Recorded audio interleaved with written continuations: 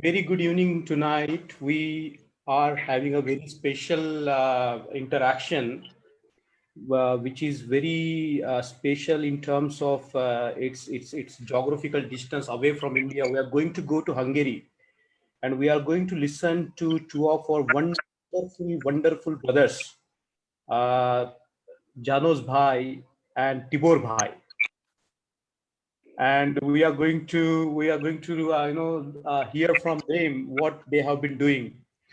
just put just to put a line of introduction about them is that these two gentlemen here has dedicated their lives to the emancipation of our people in Hungary, the people traditionally known as Romas, and according to some historical accounts, all of them migrated from India, and they face or people face the discrimination based on the color of their skin, and because they don't look like the white Europeans.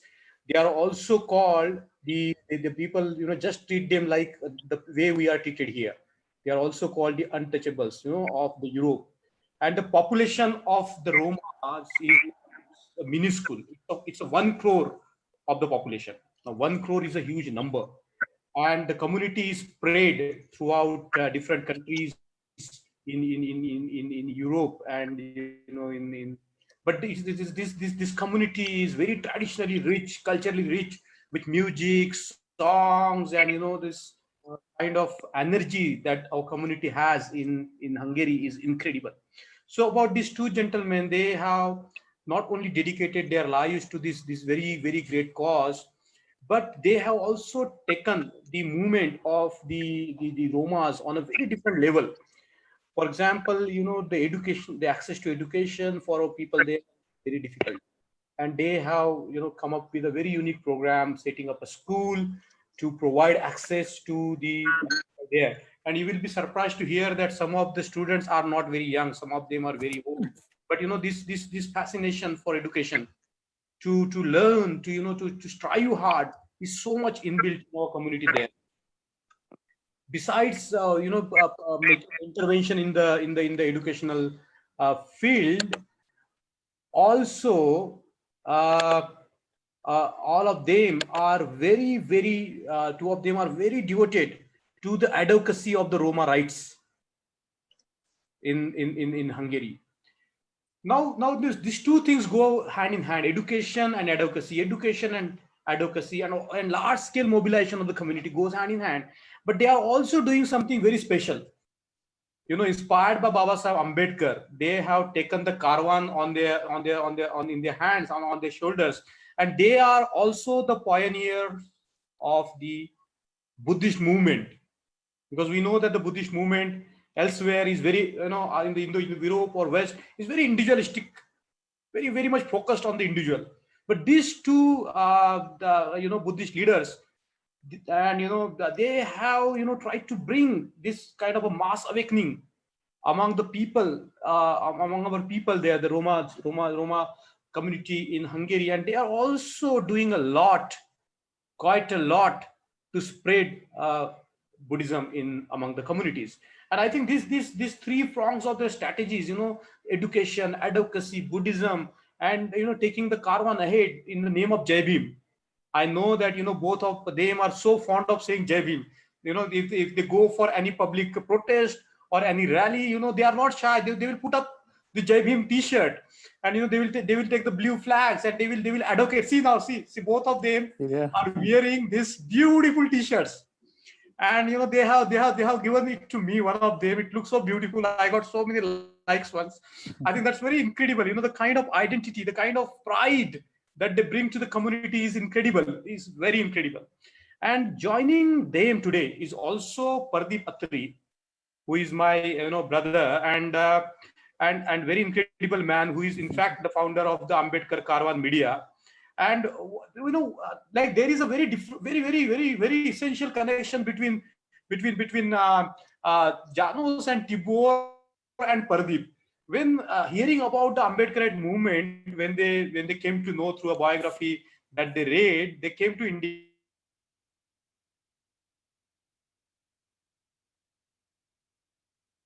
and they joined the Ambedkar Caravan Media. And Anos and Thibaut, and they went, they had this interaction with this gentleman, Pardeep Atri, when that time he was very young, and they immediately got connected, and their friendship, their brotherhood still remains intact. In fact, Pardeep has been living in Hungary for a long time now, and he's I call him, and this morning I asked, I told him, you are half Roma now. He said, no, don't call me half Roma, I'm full Roma.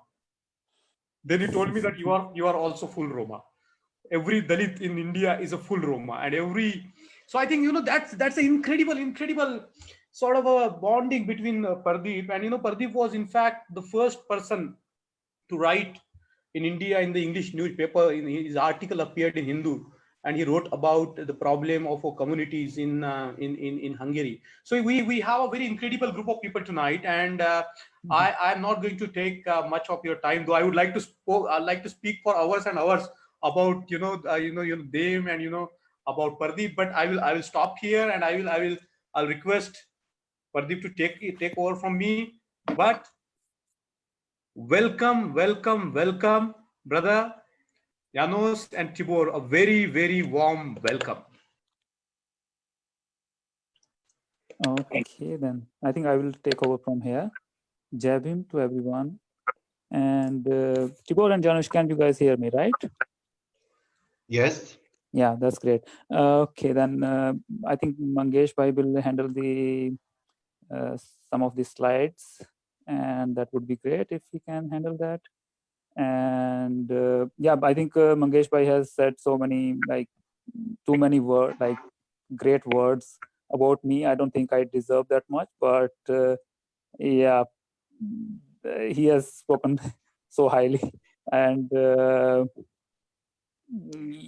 yeah, let's start with some of these slides. We'll show our viewers about the.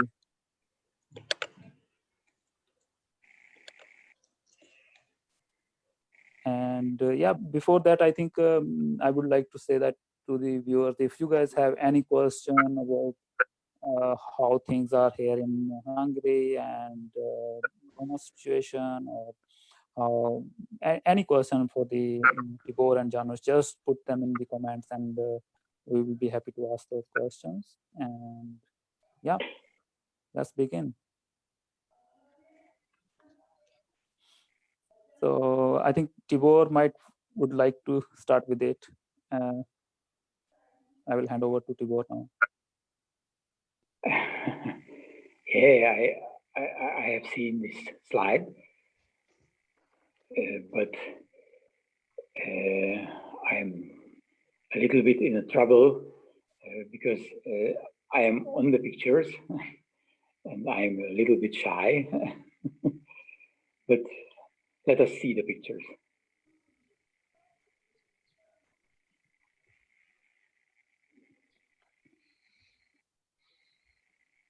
Yeah, this is the aula of our school with the bust of Dr. Ambedkar.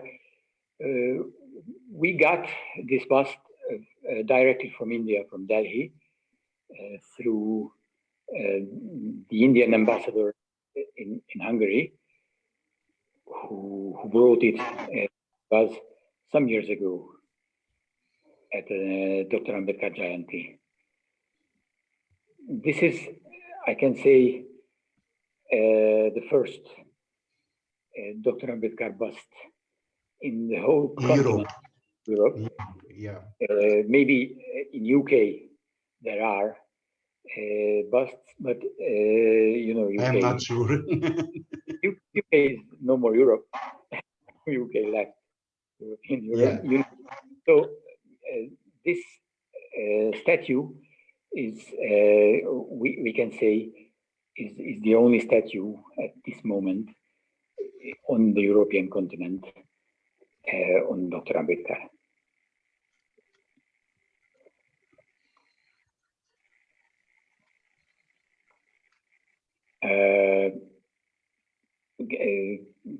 Yes, as you can see, this is a nice aula of a nice school. Our kids like very much this school, and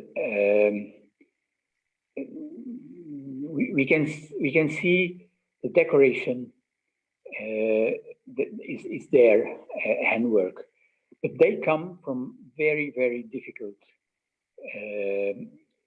situation, from slum areas, from rural miserable areas. Indeed, the school is very near to such a very miserable area of a village. The village is called Sajókaza. Okay, let me jump in here actually and tell us little bit about the Roma situation in Hungary and in overall Europe actually. Okay, let's maybe I would like to make it as a bit more like a discussion, so that like slides can keep on going and I can maybe jump into asking the questions, and I think that would be more interesting. So maybe here, like, can you tell us like a little bit about the Roma situation in the Hungary? Yeah. Yeah, just some sentences for me. So you must know Hungary is in Central Europe. Everybody can thinking this is a very rich country. Of course, this is not a poor country, but the Roma population is the biggest minority in Hungary. You know, almost 10% of Hungarian population are Roma. And the most of Roma live in really bad level, like Dalit people in India, you know. They live together a lot in gypsy ghettos, you know, and the level of life of these Roma people who live in these ghettos is worse than Dalit life in India, because I was in many times in India, and Dalit people are in better, in higher level than most of Roma in Central Europe. Yeah. Yeah, and can you tell us a little bit about the education level among the Roma community in Hungary? Of course, this is the most important work for us, you know, the education, because in Hungary, in age of 14 until 18, in this generation, people 80% have final exam in secondary school, you know, in our population. But if you go in the gypsy area, you cannot find any percentage, because they are live 1,000 people together, only one or two person has final exam after secondary school. So this is the biggest distance between Roma and non-Roma in Hungary, the education. A lot of Roma younger doesn't finish even elementary school in Hungary, you know. If they finish elementary school, they cannot read and write, a lot of them, you know. They are practically analphabet. So this is the most important message from us to Hungary.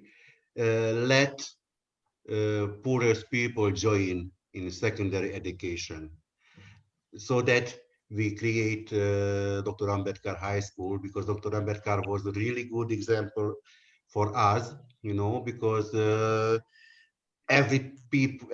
everybody need a hero, you know. Everybody need to have a good example, and the life of Dr. Ambedkar was really, hogy kell mondani, hogy jó benyomással volt. It's a good example for us. It's a role model for us. Yeah.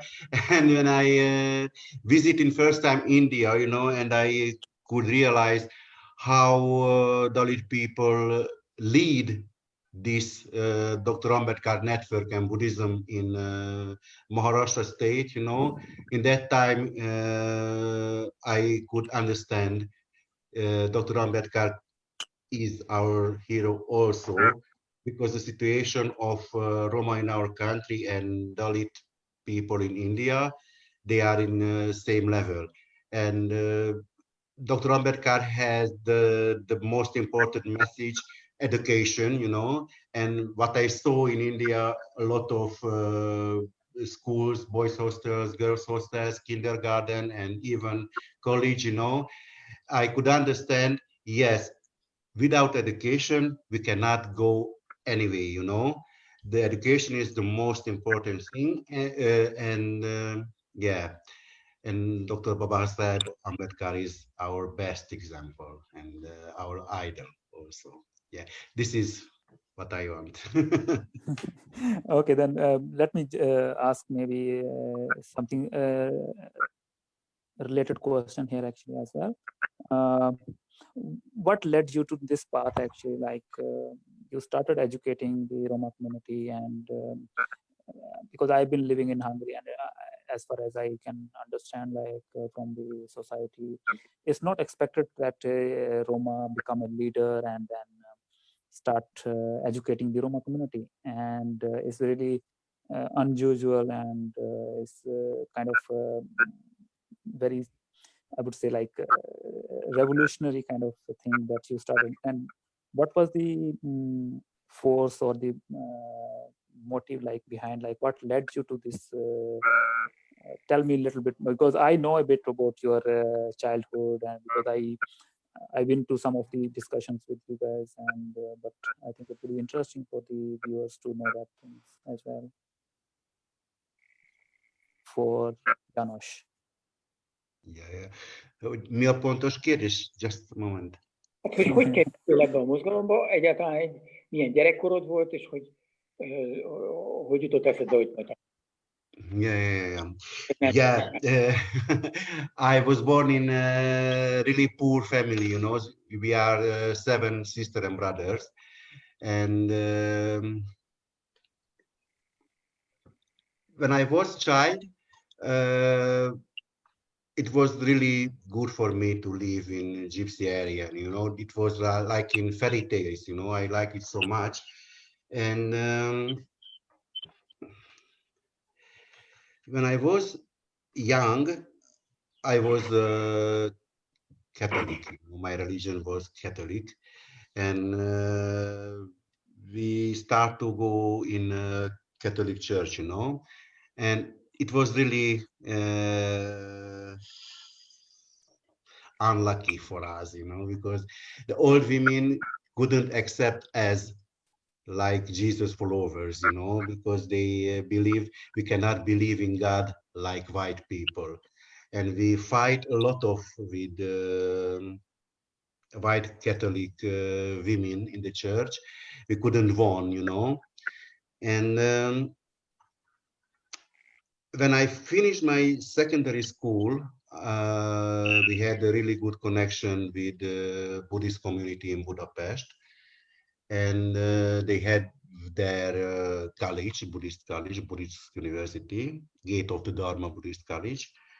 And when I finished my secondary school, it was not a question for me what to do. I went to study in Buddhist University in Budapest. And, in that time, I didn't feel I am Buddhist, because in a Buddhist college, the European Buddhists, they are, I call them lexical Buddhism, and it was not so interesting for me. And after when I went to India, and I met with a lot of Dalit friends, And when I realized there is another Buddhism, not like Western European Buddhism, which is yeah. In that time, I start to follow Buddhism after India. My first And Indian visit was that moment when I start to follow Buddhism because of our Dalit friends, you know, and the Ambedkar movement, of course. And Okay. of course, Mhm. it's not too easy to be a leader in Hungary as a Roma. You know, if you see in the photos, you can see which is different among Tibor and me. He is white. I am a little bit darker. I am almost like you, like Indian people, and all Hungarian can realize who are Gypsy, who are Roma. You know, in Hungary, and I told you the education is in a really bad level among Roma, you know, because they cannot enter in secondary education, so that they cannot have enough schools knowledge to be a leader, you know. But if somebody have enough and wanted to be a leader, uh, the white people start to press them, you know, or start to put them in front of window. You know, we have Roma, I don't know, and so without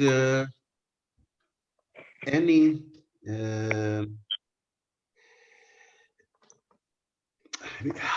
without any good examples, without any role models. roots, Mhm. you know, we cannot have successful movement, you know, because in Hungary we don't have enough heroes, we don't have enough idols, you know, and everybody can understand when we present about Dr. Ambedkar life, you know, in Hungary or in Europe. Everybody can realize in Europe this is same situation, you know, and for our youngsters is really easy to realize, yes, this is our problem, and there are a really big country like India, you know, with a lot of poor people who are in same level situation like us, and they could enter in higher education and they could become leader and so on. They can understand if we follow this kind of steps, you know, like Dalit people stepped in India, we can be leader, we can be high educated people and useful for all country. Okay, yeah. Thank you, Janusz. We will come back again, maybe something related. But here I would like to ask actually Tibor to join and tell us, like, you were member of parliament in a Hungarian parliament, and what was that point in your life that you decided that, okay, I don't want to continue into the politics, and it's much more important for, or be much more valuable for the community to, for you to serve the community. What was that point, and what led you to join this movement? Yes, when I was younger, when I how to make picture. Mm-hmm. I cannot see my face. Don't worry, we can see you actually. Yes. So when I was younger, it was a long time ago, and Hungary was not a free country. It was a member of the Soviet Empire. So it was a communist country like China or North Korea or Vietnam, and we didn't have a say in political decisions at all. There was one party, the Communist Party, and they decided everything.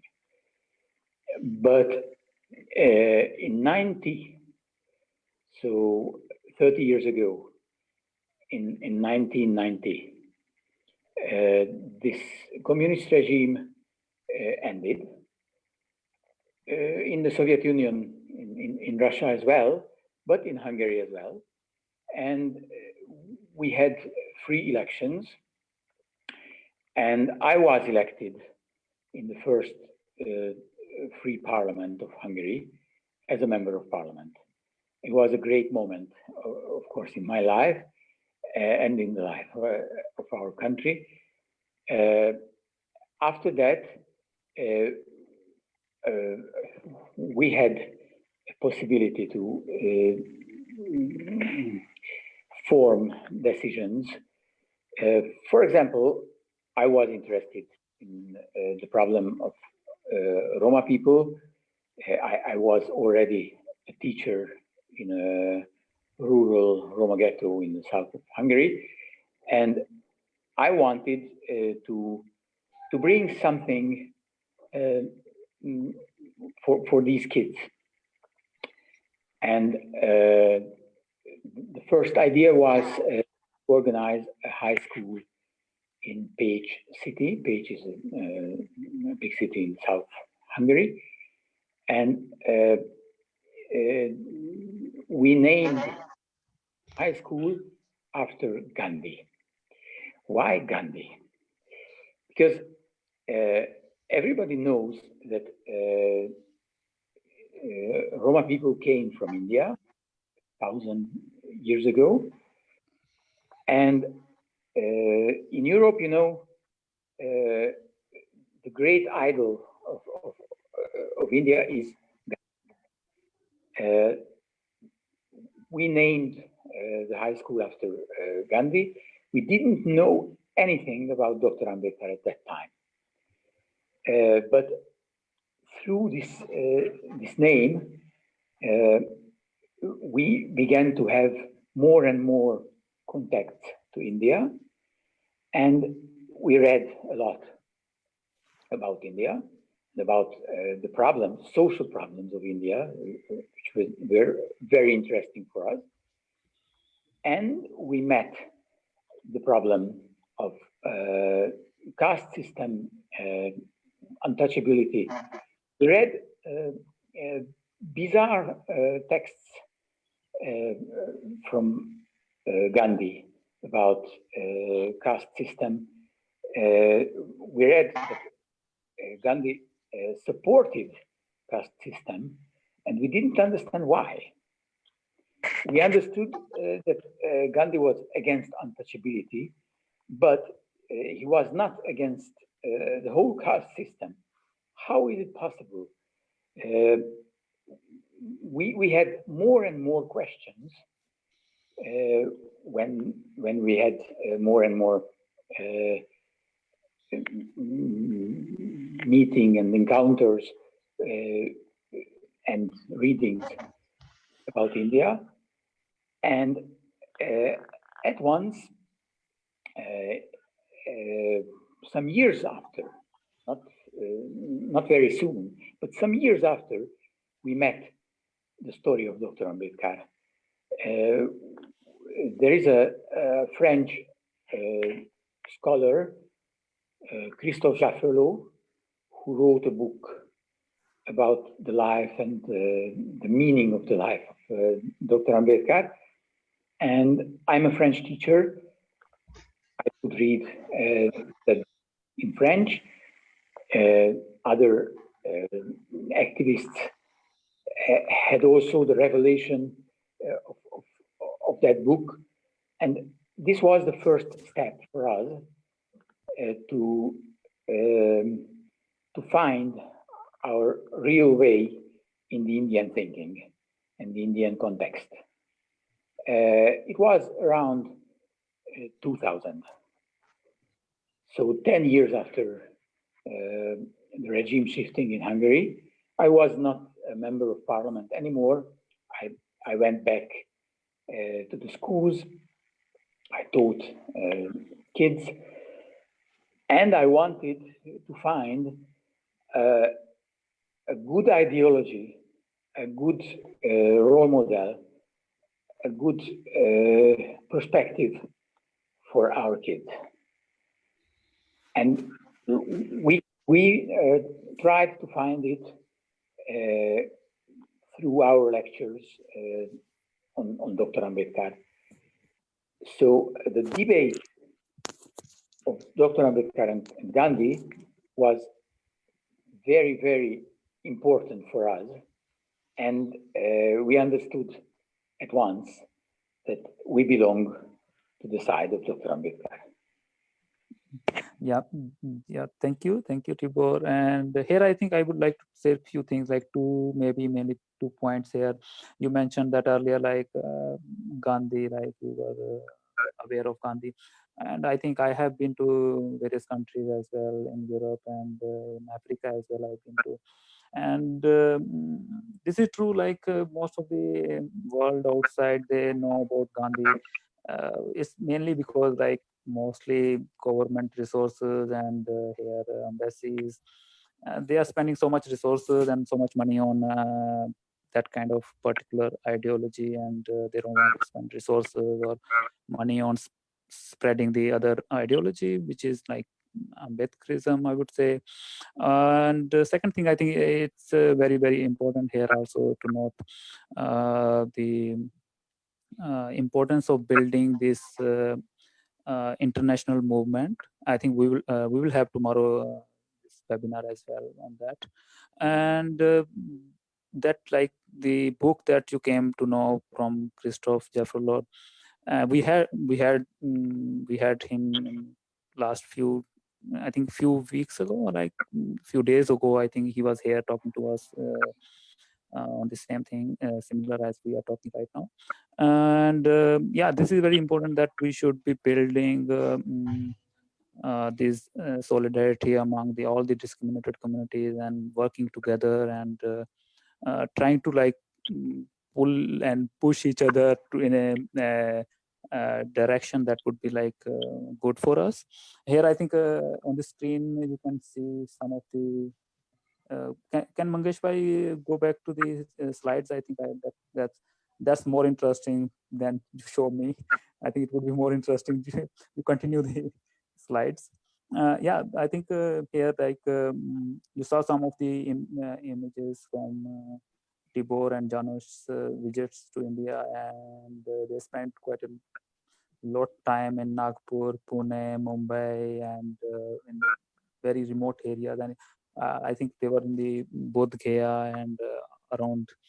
And they converted in Nagpur, if I am not wrong. They converted to Buddhism in Nagpur, and in a recent history of Hungary, I would say that was the one, like maybe the first conversions to Buddhism.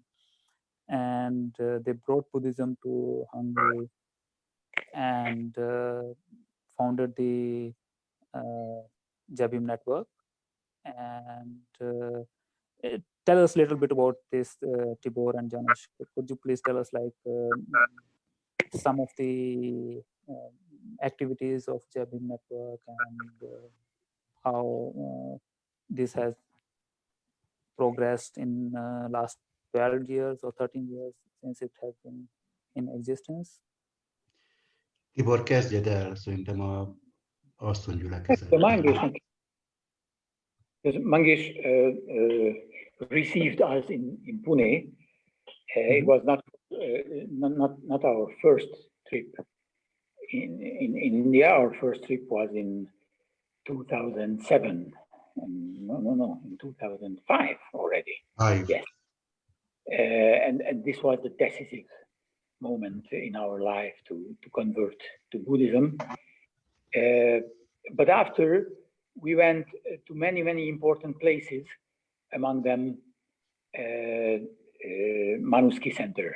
Manusky Center, I guess, is a very important place because We speak always about social uplifting, education, but we speak much less about civil rights and fight for our human rights. And this is just the profile of Manuski Center. We have civil rights centers as well, but what we saw in the books edited, the activists, very well educated activists, very committed to the cause of Dalit people. So it was a revelation for us, another role model for us. We would like to organize such a civil rights movement. We go to protest. We fight against school segregation. We write letters, and we are active in civil rights movement. But the level of organization, what we saw in India, is much higher, and we would like to follow that. So the meeting of Mangesh Dahiwale and other colleagues in Manuski Center was very important for us. Please, Mangesh, tell us your point of view about. Actually, I think what you had started long back in terms of the school and what were you doing in terms of helping our people there has already, like, you two have become the important part of the community because of the way you have toured the different parts of our country. And I think the social movements in India already know about you and the great work that you have been doing. But I think that one of the things that we all learn in India from Tibor and Jonas is that how you can manage things in a very little resources. Because what amazes us here, we had a history of a movement, and you two had started just from from nowhere, and coming to a stage where you are mobilizing the communities. I think you already had that in you.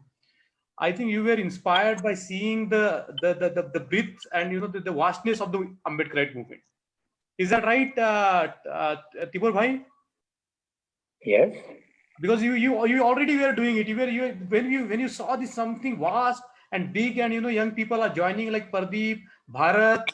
You met a lot of people, and I think it was already there. It just added some fuel to the fire, right?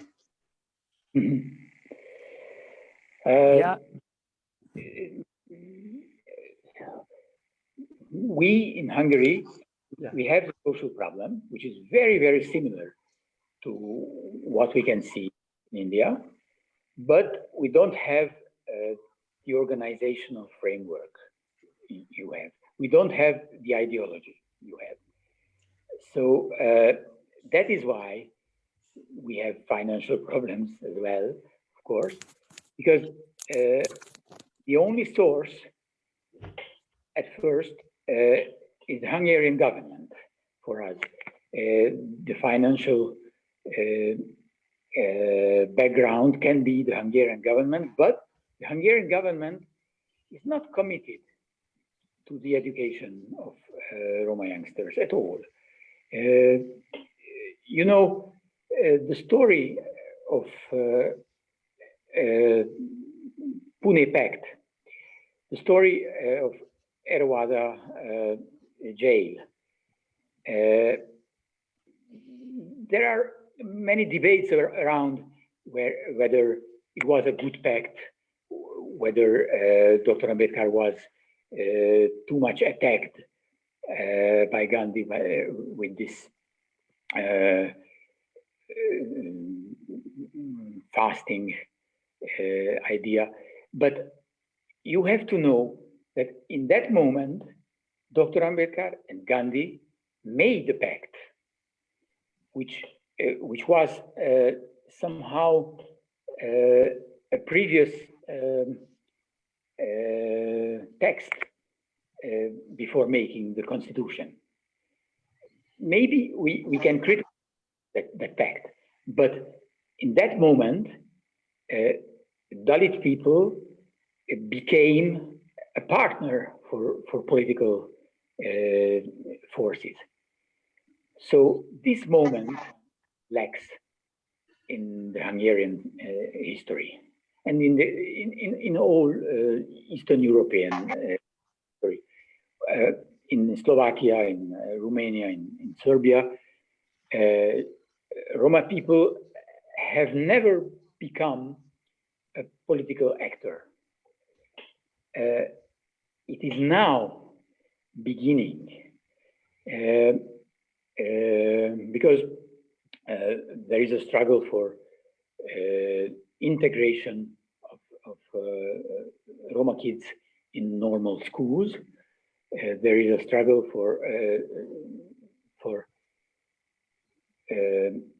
fighting segregation in schools, and in these last 1 or 2 years,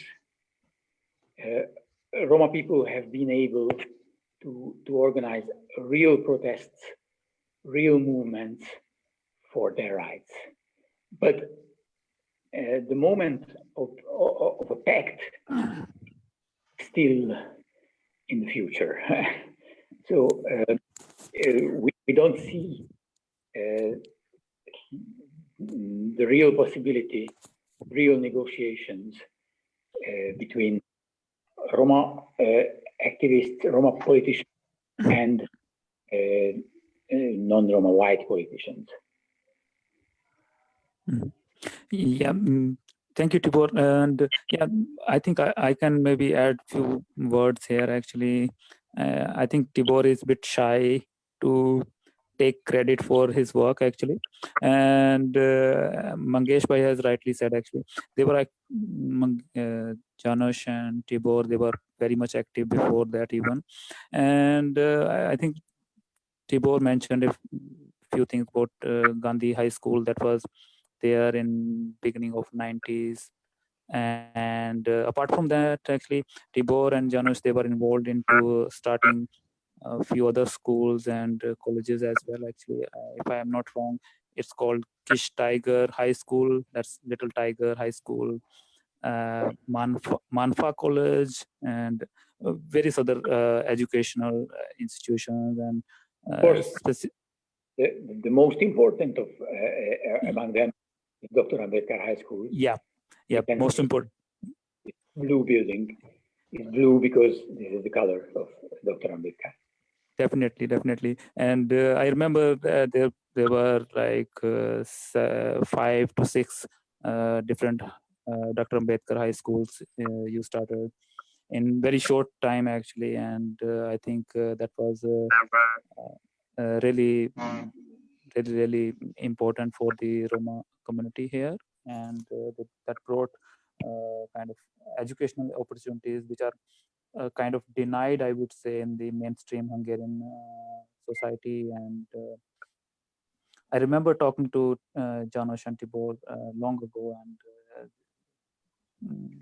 they mentioned that the difference between like our school and the other school is that we provide them the educational opportunity, we provide them the equality and kind of safe environment where they can Roma student can come and they don't have to fear about any kind of comments coming from either from teachers or even from the fellow students, and that kind of leads to many issues, and many Roma student otherwise drop from the mainstream schools. So yeah, this Dr. Ambedkar High School has been very successful to attract Roma students from all over, actually, I would say, Hungary. And you have to understand here that these schools are located in very remote areas in Hungary, I would say. And even then, students from Budapest, students from the other side of the country, that is Pécs city, I would say, they are willing to come, and they are willing to stay and travel every day, like 200 kilometer, and even from outside Hungary actually as well.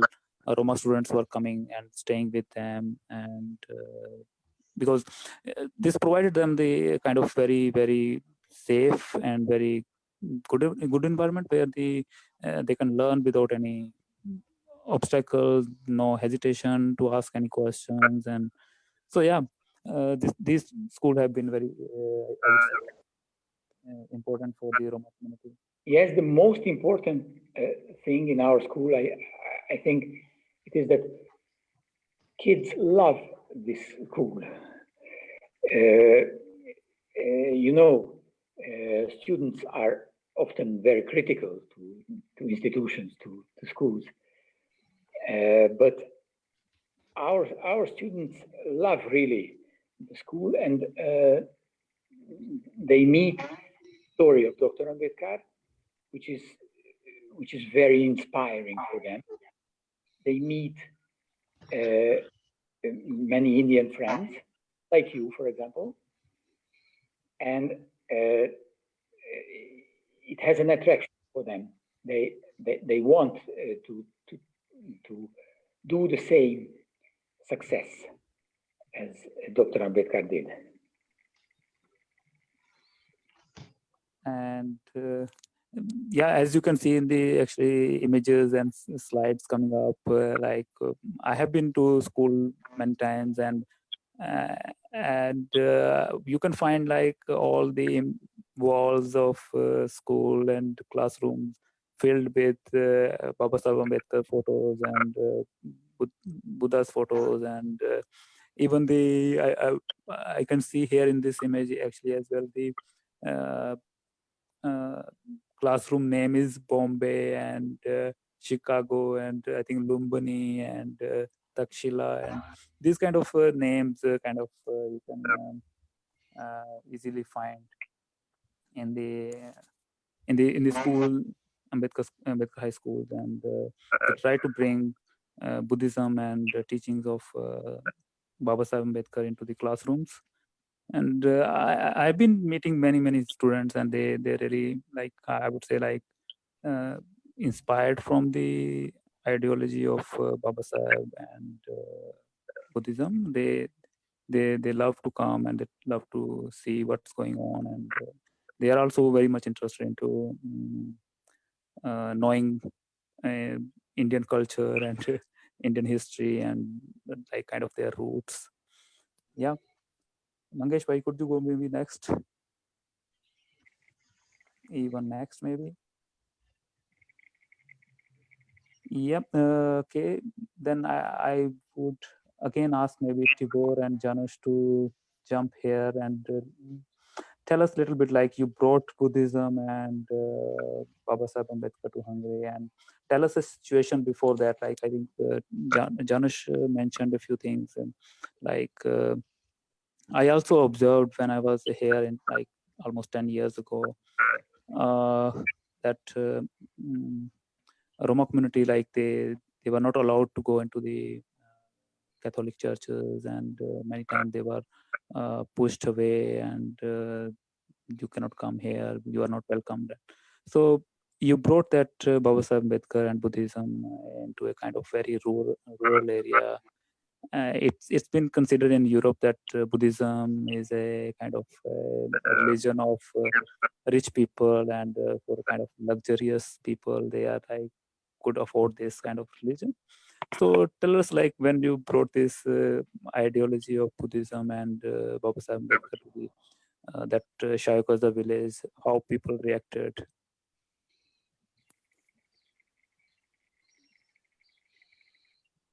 Nem mondjuk az asszonygyülekezetről beszélhetnél? Kezd el, és akkor majd én folytatom, jó? Yes. It is true indeed that Buddhism is a privilege of well-educated, rich people who can afford to go to meditation sessions and to go to Thailand and Sri Lanka to tourism. So Buddhism like a luxury for some rich people in Europe. It was really strange to bring this religion in a rural, poor community. And the first people who reacted really well were the mothers and grandmothers of our students. Again, the story of Dr. Ambedkar was important for them. Meeting Indian activists like you, Pardeep, for example, or Swati Kamble, for example, from Mumbai. Ashwin Jangam. In Jangam, yes. So we have a very, very good friend from India who came to visit us. And there are even marriages now, like your wife, your Hungarian wife, Pardeep. And we have one more, Fanny and that young Indian boys, you know. Yeah. Panwar, Rajan Panwar from Rajasthan. So they will have a baby. Yeah. So these are the very important thing, the personal relations, personal examples, role models. And Dr. Ambedkar, of course, is the first of all of them, but you all of them, you all of the movement are very important for us. You know, and this is really important to understand, you know, Roma people are not welcome in Catholic churches in Hungary. You know, if you go in the Catholic church everywhere in Hungary, you cannot see Roma. Of course, there are a lot of Roma Christian community. They are together, of course, but in normal Catholic church, if you go in, you cannot find any Roma, you know, because they are not welcoming. And in first time when we start to work in Sajokaza with Roma, it was really strange for us to speak about Buddhism, you know, because Buddhism was really far from them, you know. They didn't have any knowledge about Buddhism, about India, so on. And we start to speak about Dr. Ambedkar, you know, because he's not a god, he's not, I don't know, you know, he's just a good idol, he's a good example for us. And we start to follow 22 vows of Dr. Ambedkar, you know. Jól mondom? Jól, és mutatom is a könyvet. Lehet látni? Can you see the book? I think we are on the other slide, but we'll come back to that. We'll go to that. Yeah. Bharat Wankade, Buddhist activist, a Dalit activist from Pune and Aurangabad. We met him in different cities, and he came also with you some years ago, and he organized this book to be printed in Taiwan for us. And a prayer book is not only for praying, not only for reading, but it's also for having a symbol that we belong to a greater movement. We belong to a worldwide faith. And this was very important for our activists to get this gift from India and from Taiwan. So, and the first moment for us was to share with our community life of Dr. Ambedkar, you know, and Dr. Ambedkar has 22 vows, you know. Do you know what is it? Can you understand what I mean? A 22 Yes, yes. pontja Dr. Ambedkarnak. Of course, everybody knows that. Huh? I guess everybody knows that in India. Yeah. And in that moment when we start to follow these 22 vows, we create our 22 vows because we don't have Krishna, Vishnu, and so on, you know, and we start to put these 22 vows in our life. And of course, it was easier for us to speak about Dr. Ambedkar, and this movement was really good for us, you know, because our women gathering, we had 2 women gathering in Sajokaza when we started school. They start to be really active in many ways. For example, in electricity and in alcohol and so on. People can speak more about this project. Áram izéről, kártyás villanyóráról kéne beszélni, meg ezekről. Tehát ugye az alkoholról nyugodtan. Yes. In the village where I worked for some years, Sajokaza village, we had a really big problem of electricity, because almost the whole Roma population was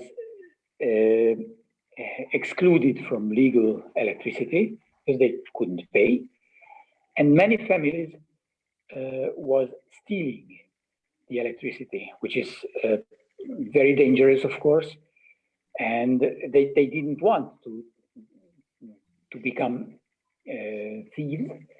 They didn't like theft, but this was the only possibility for them, for these families, to have electricity. So we began a movement, this women congregation, this Buddhist movement, began a movement to have legal electricity again. It is very simple, the system, because normally in Hungary you pay for the electricity after the month, and maybe it's too much for the family and you cannot pay, and you will never have legal electricity again because you cannot pay. But if you pay before, which is very simple, it's only a question of ordering the things. If you pay before on a card for the electricity, you have the electricity until the amount you have paid, and after you will not have, but you will not have debt as well. So when you will have money again, you pay again, and you will have electricity again. It's a very simple system, but the Hungarian electricity company didn't want at all this change of system. They wanted to criminalize people because of electricity theft. Because many of them started to stealing electricity, you know. And if the company realized somebody stealing the electricity, they could put them to the jail, you know.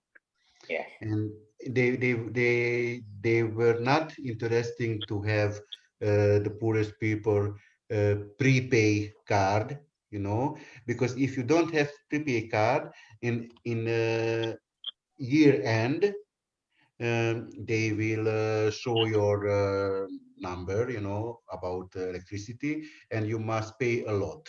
You know, they are interesting in this way. If you pay before you use electricity, in the end, you don't have any plus to pay, you know. So this is a social problem. This is not a religious problem. But Buddhist religion had a lot to help to these families, because the 22 vows, the more important message of 22 vows is that I am responsible for my life, yeah.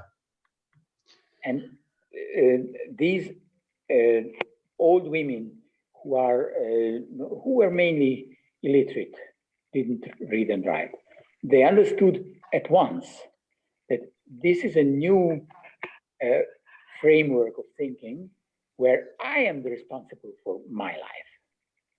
And they could handle their life in a much better direction. So this was a very, very important message of the Buddha and of Dr. Ambedkar, that I can do anything for improving my life. Yeah. Thank you, Tibor. Yeah, here I think some of the slides Mangesh Bhai is showing it's important to like here see that how despite being like 3,000 miles away from India and no big support from either from India or anywhere else, this small community in Hungary, like in a very remote kind of, I would say, it's one of the poorest area in the Europe as well, I think. And that community has come to Babasaheb Ambedkar, and that community has embraced Buddhism, and how they are setting up this whole culture in the Hungarian society. And I talked to like many business people here as well, and many people, I would say, and they all know about this small community that has been set up in a very remote area, and they know that they are doing something unique and something that hasn't been expected from them. No one expect Roma to study, but this small community in a very remote area that's been setting an example for the whole Eastern Europe, I would say. And many of the students from the school, they participate in various events. Here you can see in one of the image wearing Bhim network t-shirts and Buddha and their t-shirts. They participate in these sports events, and as you saw, like Tibor and Janusz, they love wearing these t-shirts, and from like a mile away, I can see Tibor if I meet him in a Budapest somewhere in a metro or anywhere. He's always, the both of them are like setting this trend and this culture in a society that where you can trust these people and trust to student can trust to come to the schools. So yeah, this is like setting the whole. We talked about setting the Ambedkarite and Buddhist culture yesterday as well, and I think their contribution here is immense. And again and again, I always say, I think there hasn't been any support, and we should be supporting these initiatives all around the world. And Mangesh, why could you go to the next slide, maybe? Yeah, these two you saw earlier, Tibor and Janusz talked about the book that they published. This has been the first prayer book in Hungarian, first Buddhist prayer book in Hungarian, and can you imagine, like, there is a corner in the world where people and community hasn't been aware of Buddhism and Buddha, and so bringing Buddhism to that community and starting translating the books and starting transforming those 22 vows according to the local situation and local conditions, and implementing in the society. That has been an immense challenge for these people. And I would say, like, in last 13-14 years, I have seen them doing a really great work in the community. And many of their students from the Ambedkar High School have been graduated and gone to various universities around the world as well, and in UK and France and other countries. And some of their students come back and then they teach as well.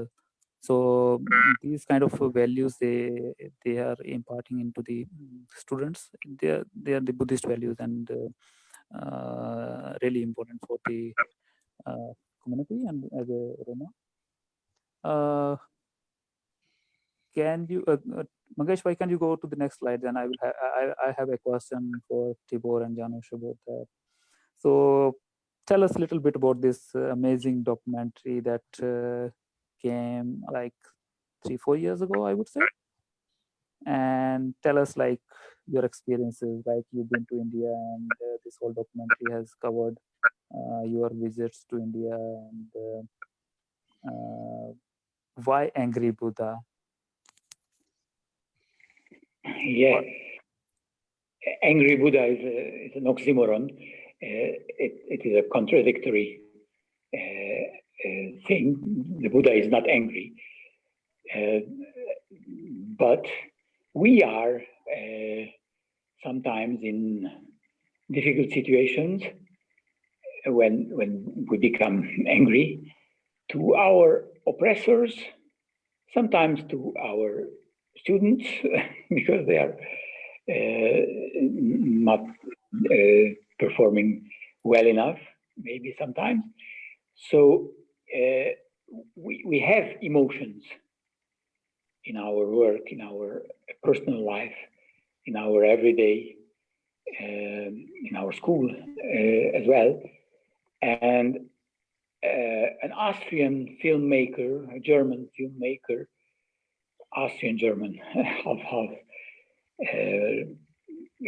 came to us, and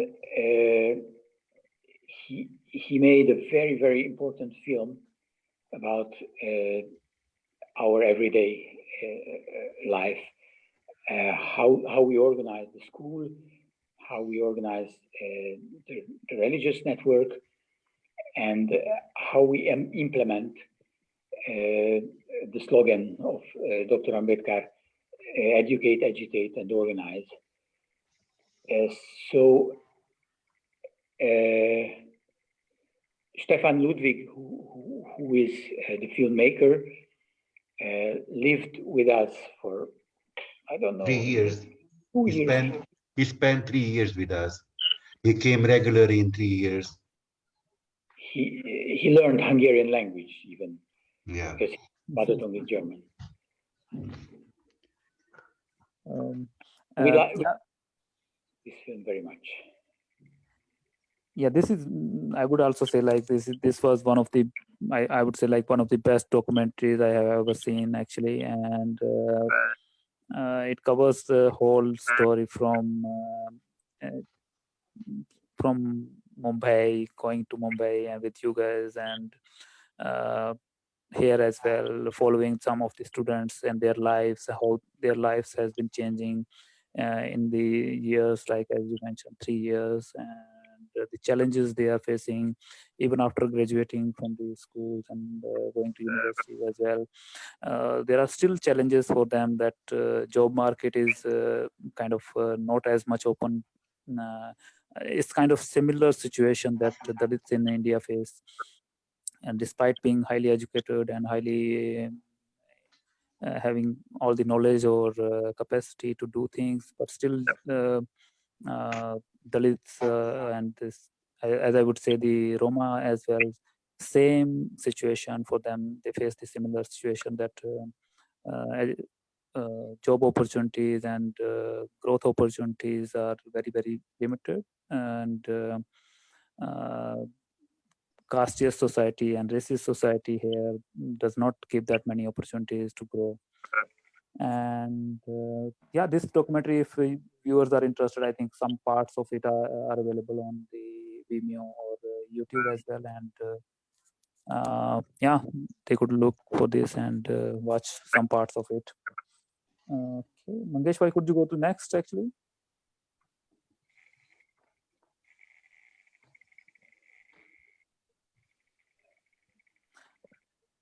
Okay, here I think we want to show you guys the Tibor and Janusz. You could see along with the Jabim flags and Buddhist flags actually as well. Like no matter what protest is there, and they are always at the front of leading all these protests and for justice and for equality. And no matter there is some injustice happening in India as well, they have been leading protests from here to kind of show the solidarity. Yeah, you can see Tibor and Janusz with the Buddhist and Javan flags. We see the previous flag, the previous picture. Yes, this flag with the red wheel is the Roma flag. The Roma flag of Europe, which is very interesting for us Buddhists, of course, because this is Dhamma. I see more kind of. I have never seen these kind of flags in like combination of Buddhist flag, Jain flag, and then Roma flag, and then Indian flag as well. And all the time I joined you guys in a protest. You guys have more flags, Indian flags, and flag, I would say, than I have or anyone has. Like I never have like these kind of flags. You guys, I would say, are well packed and well equipped with these flags. Yeah. So yeah. Okay. And earlier I mentioned like how this Jabim network is trying to bridge solidarity among the Roma, Dalit community, and even the Afro-American community. So if we go to the next slides, actually, you will see some of the, even in the next one. Yeah. So yeah, some of their activities involve celebrating the Dalit history actually, and they have been like on the T-shirt of Anita. Yeah. Yeah. So tell us a little bit about this. How, what importance that does this have when you are celebrating the Dalit history? What you want to convey to the students, your students, like, when they are participating in these events? These events are important in a pedagogical point of view. Mm-hmm. So maybe Janusz could tell something about the pedagogy of our events and our everyday work. János. Mit? Ugye ezek pedagógiailag fontos események, tehát a pedagógiánkról kéne valamit mondani. He put you in a sport and a difficult situation. Hogy miért fontos az, amikor kiállnak egy ilyen esemény? You know, it's for our students, it's really important to stay in front of other students, you know, and to show something, you know. And in every school year, we have many steps, you know, when we create a project week, for example, you know, and all these kind of celebration are running all classes together, and we try to teach them all moments in English language, for example, and yeah, and when we finish, if the students finish our Dr. Ambedkar High School, in the end, he have more knowledge about Dr. Ambedkar and Buddhism than other normal students in Hungary, because of this kind of events when we study together about the Dalit movement, about Dr. Ambedkar life, and about many celebration what our Dalit friends have. We start to run it also in Hungary and study about it. Yeah. Tibor, is it enough? Yes, You can tell them more if you want. yes. In the schools where they spend eight years from childhood In elementary school. in the elementary school, they are not the most important students. Never. They are not those who are in front of others and who recite poems or important events to the others. But in our school, they become the important mediums of important informations, because we want them to direct them to leadership, to active roles in society. That is why it is important to perform for others, to speak English, for example, because Hungary has never been an English colony. We don't speak well English, as you can hear, and it's a problem for younger generation. They would be much more competitive if their English were better. Yeah. So say something in English or sing something in English as a performance. It's a great step for them. Yeah, thank you, Tibor and Janusz, actually. And yeah, here in this slide, I think you can see the importance that they give to the bringing Dalit history, Roma history, and Afro-American history together. You could see celebration around all these important events, and trying to make people aware and trying to actually build kind of a strong movement, bringing all the kind of discriminated communities around the world together. And this has been one of the kind of, when we are organizing these, Mangesh Bhai is kind of putting all these effort in these all these live chats and webinars. This has been one of the, I think, if Mangesh Bhai allow me to say, one of the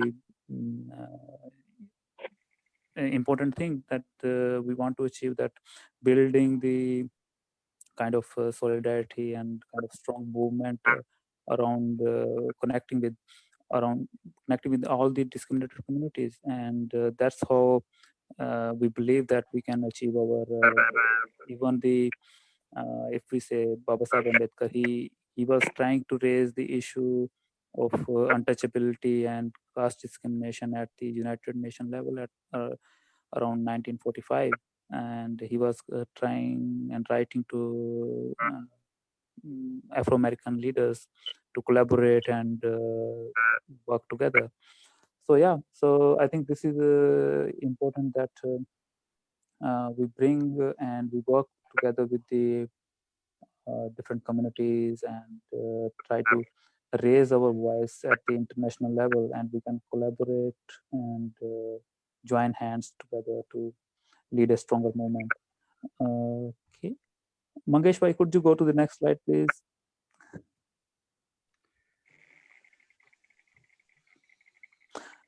Okay, I think this image, many of the viewers might have seen it, like Babasaheb Ambedkar's statue coming up in the Hungary. And Tibor and Janusz, could you tell us like a bit like struggle to get this statue established in the Hungary? Like I know you were trying for many years to get a statue and trying to put it in Hungary. And tell us a little bit about that. Yes, when we met the Indian embassy first some decade ago, more than a decade ago, more than 10 years ago, the Indian ambassador at that time was not really interested in us.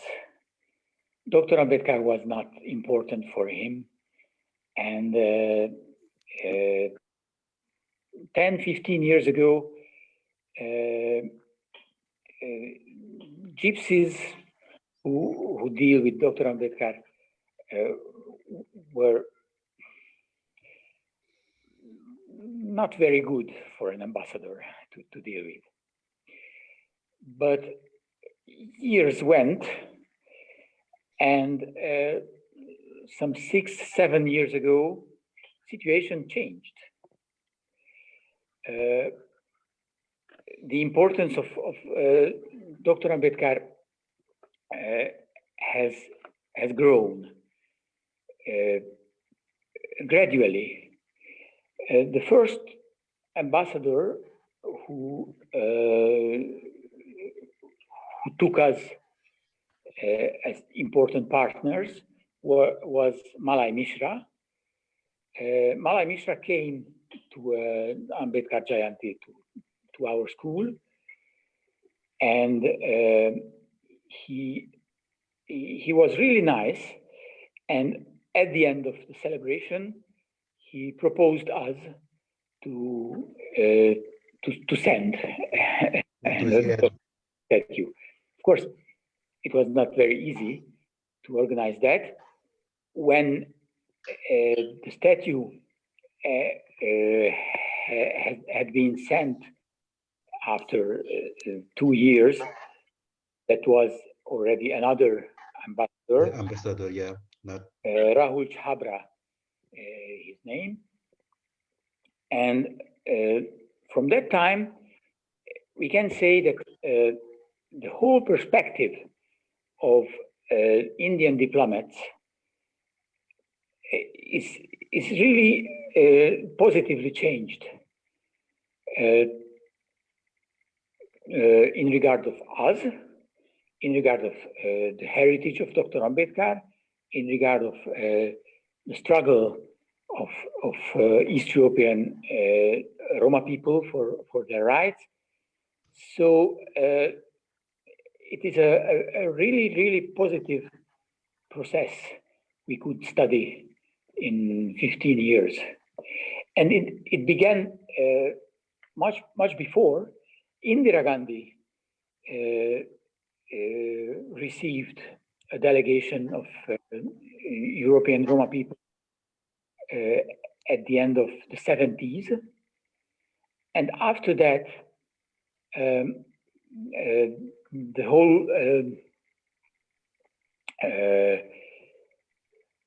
attitude of the Indian government has gradually changed, and the struggle of European Roma people become more and more important.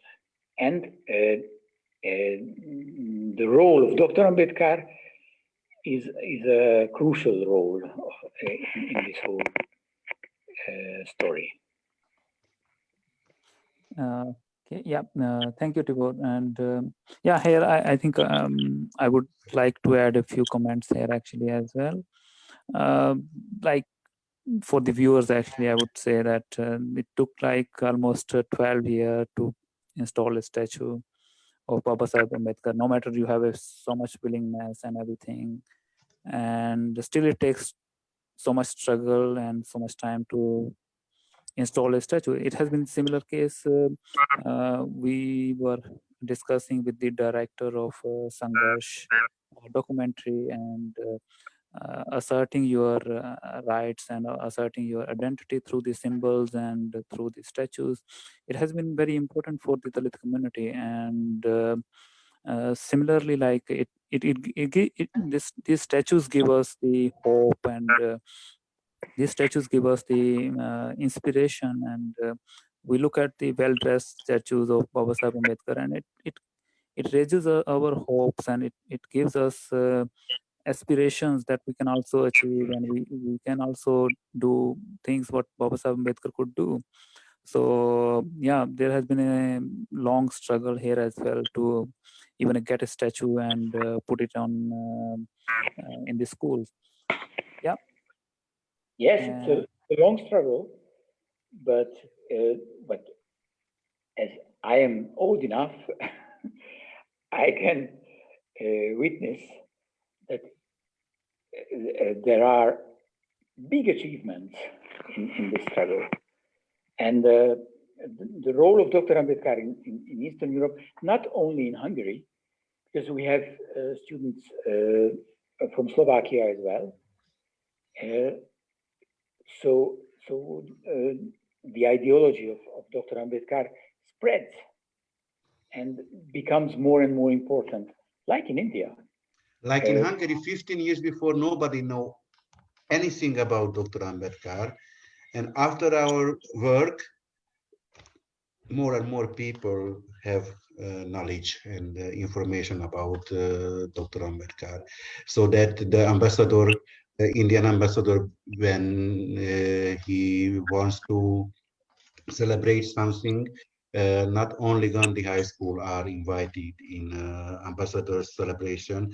Dr. Ambedkar High School is also invited in celebrations always in the last 5 years. Yes, Because, yes, and the thoughts of Dr. Ambedkar, for example, can you see this book now? yeah. So because I don't see, but others can see. So we are translating and editing this this very important book. The Buddha and his Dhamma.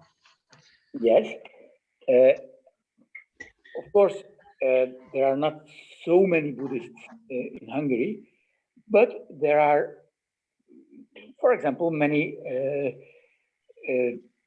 Roma youngsters who went to our school or have brothers and sisters and friends and cousins in our school, so who are interested in the ideology of Dr. Ambedkar and who want to understand more deeply. And now we will have a Hungarian version of the Buddha and his Dhamma. So they can have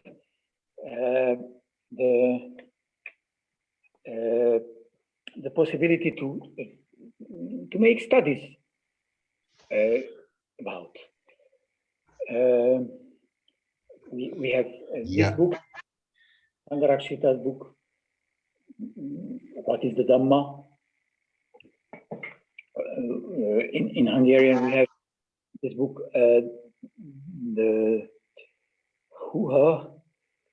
this is Dr. Ambedkar and Buddhism. Yeah. The Hungarian title is The Gospel of Equality. So we have more and more things to read about, and more students who read and who write. Of course. so the whole Ambedkarite thinking is finding the way to Hungarian hearts and heads.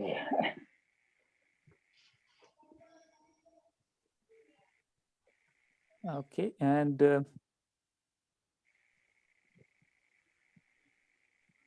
Tibor, can you hear me? Yes, yes, I can. Yeah. Okay, I think we are coming to the end actually, and I would like to ask, like, what are the future plans for Jabin Network? You just mentioned you are translating Buddha and his Dhamma to Hungarian, and we would like to know, like, what are the future plans and what is next for the The school plan as a network? is like in India, like you said, Chalo Delhi, go to the capital, go to Budapest with the whole project. Because we have Gandhi High School in Pécs city. We have Dr. Ambedkar High School in Miskolc city, but in the capital, there is nothing. We will have. Yeah. We will have. Yeah, this is really important to know. In first years, we start to have Dr. Ambedkar High School in villages, in different villages, you know. And 4 years before, when we came in Miskolc, it was the most important step for our school life, you know, because it's really important for all of our students to understand, to come in a big city.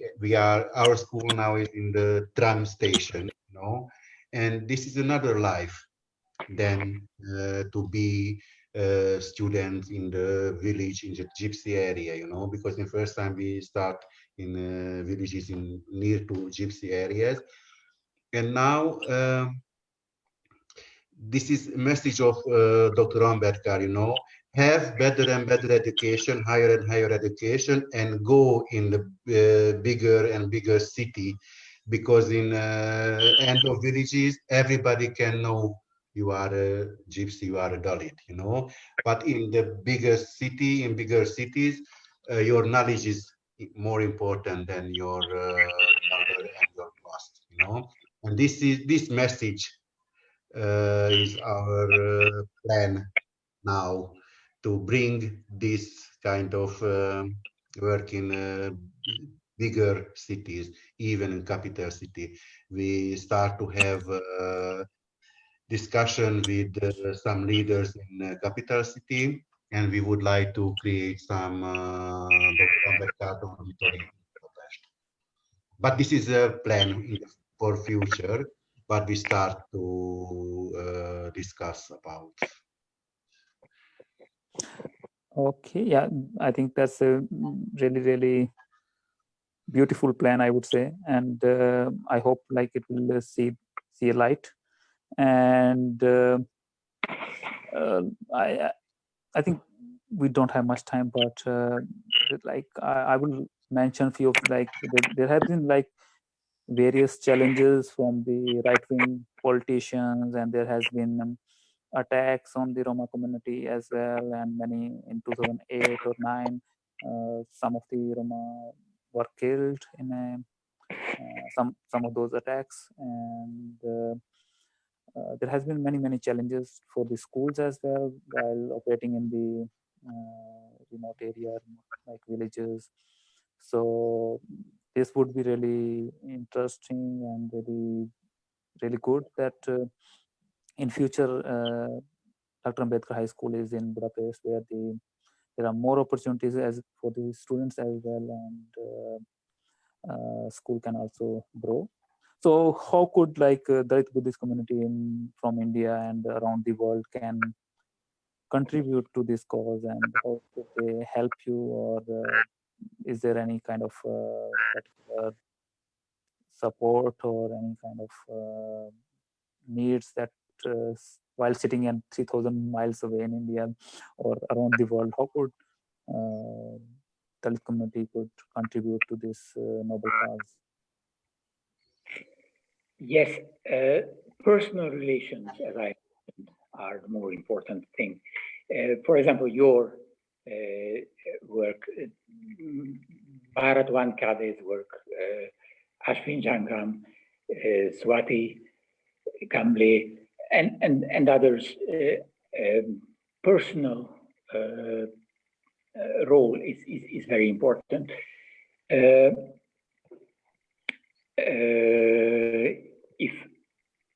If we can have more and more personal relations with Indian activists, it gives our students the feeling that we are not Alone. Yeah, we are not a special case, oppressed people because we are, but we are participants of a worldwide movement for emancipation, for empowerment, for leadership. This is the most important thing you can provide us. And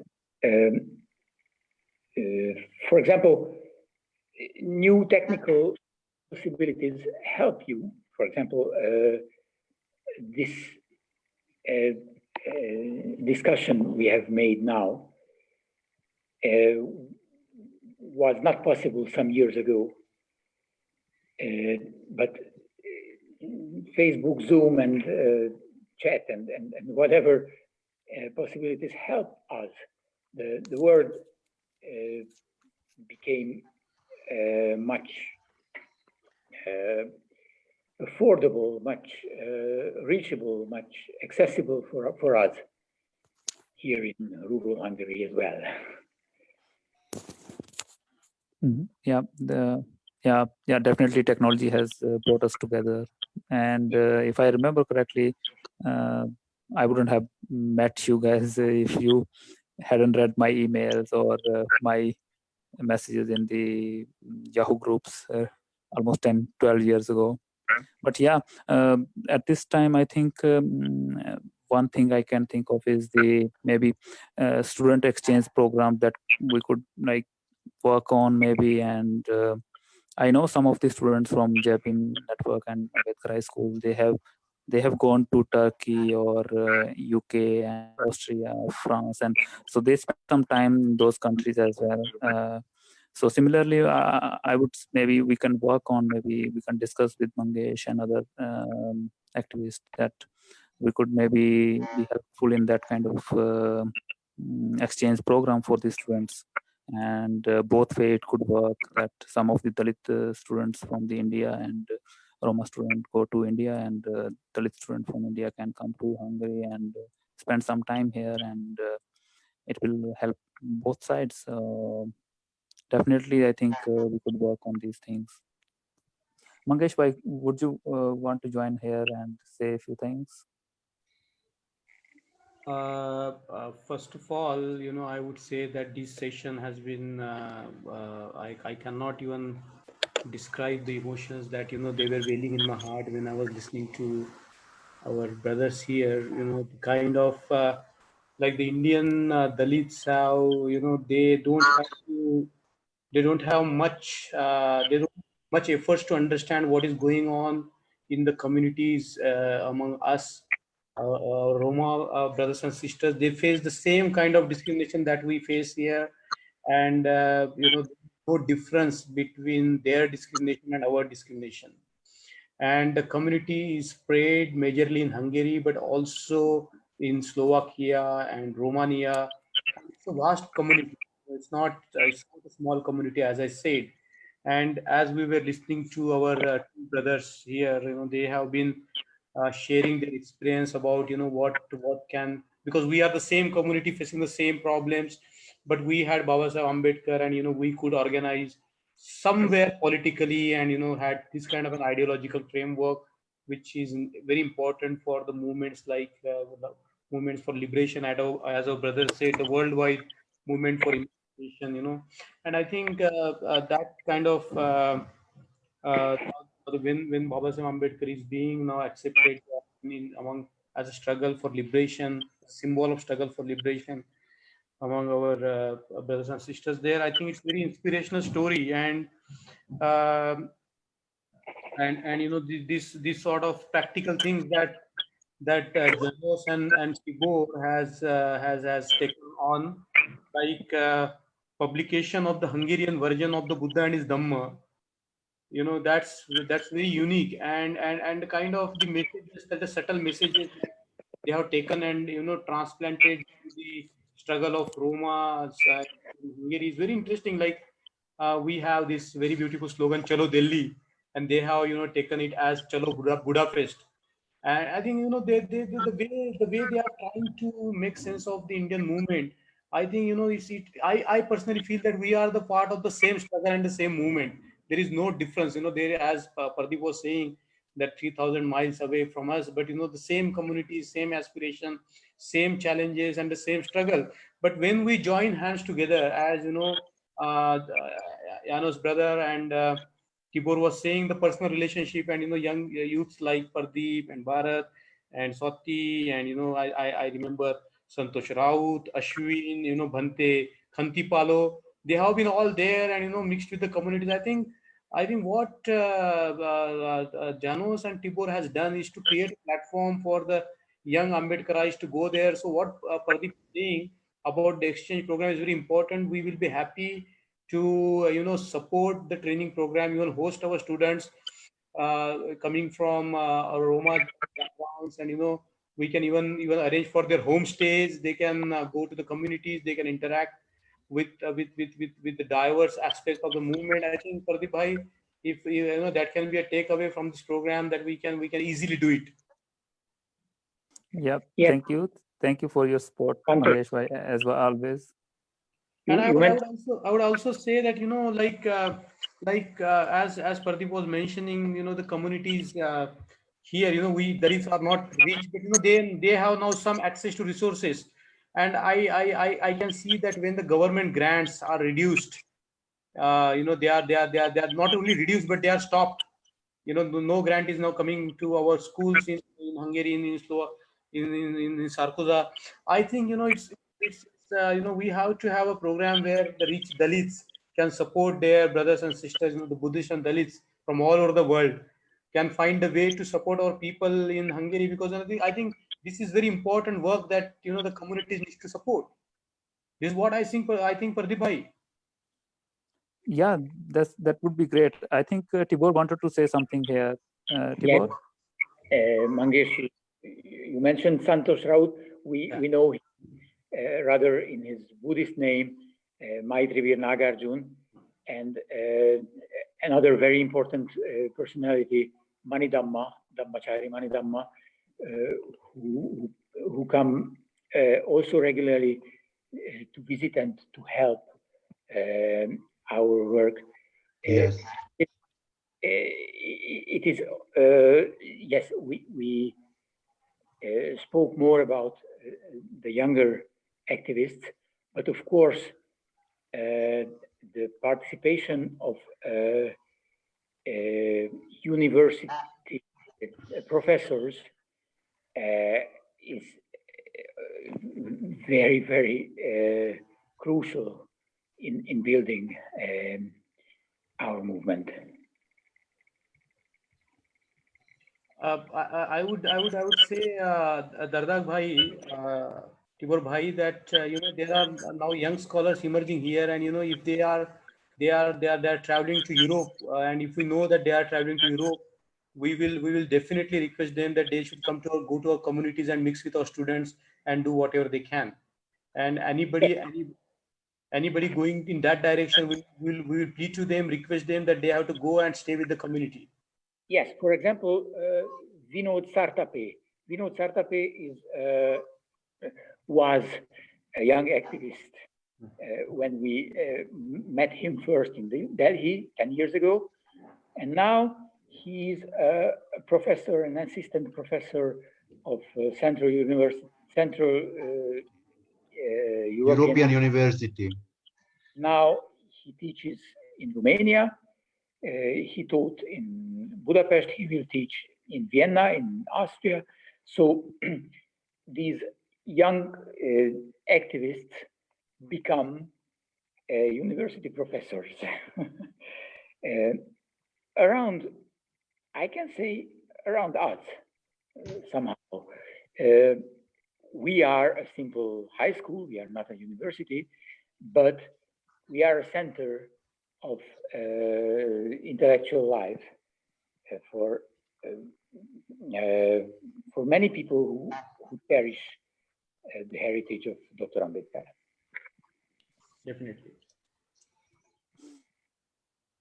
So there comes a time, I think we had a wonderful session because a lot of people in India wanted to hear about this. If you have anything to say, like concluding remarks, because it has been a wonderful, wonderful, information and exchange of ideas, and kindly say a few words before we close this session.